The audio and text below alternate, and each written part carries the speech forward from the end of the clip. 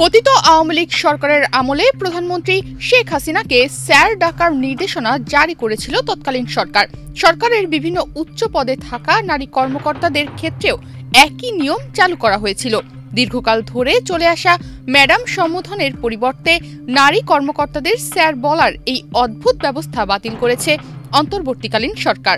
10 জুলাই বৃহস্পতিবার উপদেষ্টা পরিষদ আনুষ্ঠানিকভাবে এই নির্দেশিকা বাতিল করে। প্রধান উপদেষ্টার প্রেস উইং জানিয়েছে, নারী কর্মকর্তাদের স্যার ডাকার নির্দেশনা বাতিলের পাশাপাশি উপদেষ্টা পরিষদ অন্যান্য বিস্তৃত প্রোটোকল নির্দেশিকা পরিবর্তনের প্রয়োজনীয়তা নিয়েও আলোচনা করেছে।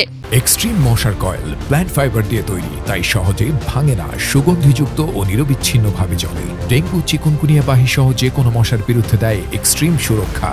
প্রোটোকল নির্দেশিকা এবং সম্মাননা পর্যালোচনার জন্য জ্বালানি, সড়ক ও রেলওয়ে উপদেষ্টা মোহাম্মদ ফজলুল কবির খান এবং পরিবেশ ও পানি সম্পদ উপদেষ্টা সৈয়দা রিজওয়ানা হাসানের সমন্বয়ে একটি কমিটি গঠন করা হয়েছে।